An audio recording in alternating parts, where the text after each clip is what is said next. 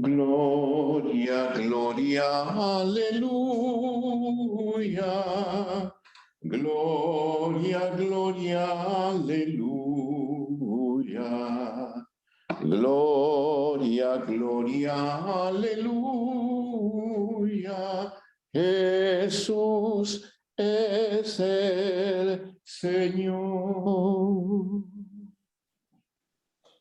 El Espíritu del Señor está sobre mí. Él me ha enviado a evangelizar a los pobres.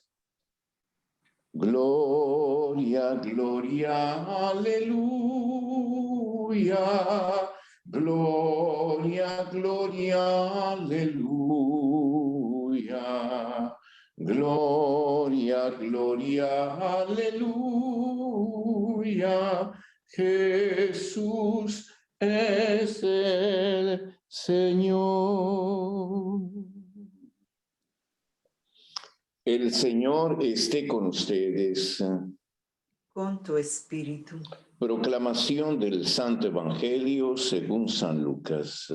Gloria a ti, Señor.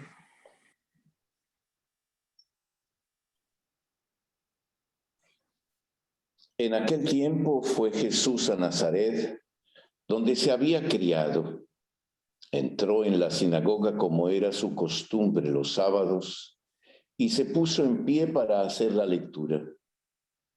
Le entregaron el libro del profeta Isaías y desenrollándolo encontró el pasaje donde estaba escrito: El Espíritu del Señor está sobre mí, porque Él me ha ungido, me ha enviado para dar la buena noticia a los pobres, para anunciar a los cautivos la libertad y a los ciegos la vista, para dar libertad a los oprimidos, para anunciar el año de gracia del Señor.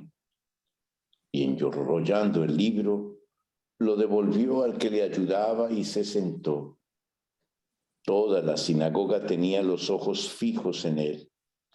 Y él se puso a decirles: Hoy se cumple esta escritura que acabáis de oír. Y todos le expresaban su aprobación y se admiraban de las palabras de gracia que salían de sus labios. Y decían: ¿no es este el hijo de José? Y Jesús les dijo: sin duda me recitaréis aquel refrán: médico, cúrate a ti mismo. Haz también aquí en tu tierra lo que hemos oído que has hecho en Cafarnaúm. Y añadió: os aseguro que ningún profeta es bien mirado en su tierra. Os garantizo que en Israel había muchas viudas en tiempos de Elías, cuando estuvo cerrado el cielo 3 años y 6 meses, y hubo una gran hambre en todo el país. Sin embargo, a ninguna de ellas fue enviado Elías más que a la viuda de Sarepta, en el territorio de Sidón. Y muchos leprosos había en Israel en tiempos del profeta Eliseo. Sin embargo, ninguno de ellos fue curado más que Naamán el sirio. Al oír esto, todos en la sinagoga se pusieron furiosos y levantándose lo empujaron fuera del pueblo hasta un barranco del monte en donde se alzaba su pueblo con intención de despeñarlo. Pero Jesús se abrió paso entre ellos y se alejaba. Palabra del Señor. Gloria a ti, Señor Jesús. Podemos sentar un momento para rever un tanto nuestras lecturas del día de hoy. Una de las realidades más difíciles de descubrir es cómo en medio de nuestras relaciones, las más comunes, las más ordinarias, hay una presencia de Dios y se nos llama a entrar en lo extraordinario que esa relación me ofrece. Es decir, descubrir cómo Dios actúa también en los otros, en aquellos que están conmigo. Y cómo Él me llama a través de esta relación a descubrir esa experiencia de la presencia de Dios, del Espíritu que está allí como transformando, configurando a cada uno con el corazón mismo de Cristo. Es decir, es difícil ver esta acción de Dios en aquel que está cerca de nosotros, porque nos acostumbramos a verlo de manera ordinaria, de manera común, y entonces buscamos lo extraordinario a veces lejos, en cosas que tal vez no nos pueden ofrecer como eso extraordinario que la vida me pide a vivir. El hecho de la comunión, el hecho de la relación con alguien que está todos los días conmigo, el hecho de la presencia continua en una serie de esfuerzos que hacemos para superar nuestras diferencias, para encontrarnos en medio también de aquellas barreras para hacerlas caer y destruirlas y construir como esa proximidad que es signo de la acción del Espíritu de Dios. El Espíritu está allí, porque el Espíritu es el que nos llama a vivir esa relación de amor, a reconocernos en una relación que no se acaba, que no se rompe, que cada vez nos ayuda a entrar en un ámbito de lo que permanece, de lo que no se destruye, ¿no?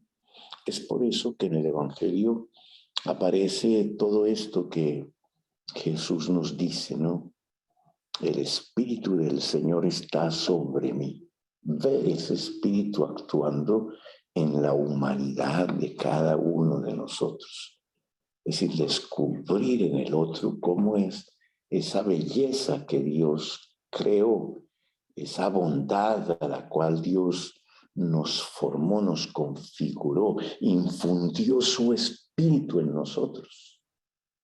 Es por eso que no debemos solo quedarnos en el aspecto inmediato, carnal, superficial, tal vez un poco en el aspecto de las cosas que pasan, ¿no? En el aspecto de lo transitorio, del aspecto de la fragilidad de la cual está hecha nuestra existencia, sino descubrir cómo ese espíritu está allí como intentando expresarse a través de todo eso que nosotros somos y tenemos. Poder descubrir ese espíritu no solo en ti, sino también en aquellos que están contigo. Hay algo de divino también en ellos y algo que está allí de una manera permanente, continua. Y es ahí precisamente en donde el Jesús nos llama a vivir esta experiencia con Él. Descubrir que en Él ese espíritu reposa de una manera permanente, continua, y que ese espíritu es el que hace precisamente colocar a Jesús en medio del mundo como testigo de esta relación con Dios íntima que se vive allí y que hace que Él tenga como una misión, ser imagen de la presencia de Dios en el mundo. Por eso dice, me ha enviado. Él es el enviado de Dios, una relación con Él que hace parte de su ser y de su visión. ¿Para qué? Para anunciar la buena noticia a los pobres, para anunciar a los cautivos la libertad, a los ciegos la vista, para ayudar a salir a aquellos que están oprimidos a la libertad también y se liberar de toda esa esclavitud en la que viven, para anunciar ese año como de gracia, de misericordia, de perdón, de reconciliación al que Dios nos llama a vivir. Ver cómo esa acción del Espíritu se realiza a través de toda la dimensión de nuestra humanidad en toda su condición frágil. Es por eso que es difícil entrar en esa dimensión, porque para ver eso tenemos que ultrapasar todo ese aspecto exterior, todo ese aspecto frágil, todo ese aspecto a veces humano que se impone como unas barreras que nos separan para poder descubrir allá en el fondo ese espíritu que quiere manifestarse. Y yo creo que es allí en donde podemos liberar a todas esas personas que se relacionan con nosotros, ayudarlos a dejar que ese espíritu se manifieste, rompa todas las barreras y se haga presente como una luz que aparece en medio del mundo. Por eso es tan difícil eso que nos dice el Evangelio. Ningún profeta es grande en su tierra, porque todos lo ven tan cerca que es muy difícil ver en él ese llamado a vivir esa experiencia de Dios y de la relación con el amor mismo del Padre. Es allí en donde Pablo nos dice: no queremos que ignoréis la suerte de los difuntos, de los que mueren, como si fueran hombres sin esperanza, ¿no? Pues si creemos que Jesús ha muerto y resucitado, del mismo modo, aquellos que han muerto en Jesús, Dios los llevará con él. Dios los llevará con él. Es decir, descubrir en cada vida humana eso que los coloca en relación con Dios y que esa relación no se rompe por más fuerte que sea la experiencia de la muerte, ¿no? Esa relación continúa, Dios los llevará con él. Esto es lo que decimos como palabra y que nosotros quedamos así como esperando que se realice en el mundo, que podamos ver esa comunión de cada persona con Dios. Será lo único que nos ayude a percibir la esperanza en medio de la muerte, de lo pasajero y transitorio que es nuestra historia y nuestra vida. Por eso ofrezcamos esta Eucaristía, porque ella nos lleve allí a descubrir esa dimensión del otro como alguien que me manifiesta ese Espíritu de Dios que actúa en él, para encontrar también ese Espíritu actuando en nosotros, ¿no? Y que nos llama continuamente a vivir esa relación con Dios nuestro Padre como algo que es fundamental, que está allí enraizado en nuestra vida y que es de allí de donde pueden brotar todas esas acciones que pueden transformar nuestra vida. Que seamos cada vez más conscientes de la acción que Dios realiza en nosotros, más responsables también con ella y más dispuestos a dejarla actuar este Espíritu en nosotros.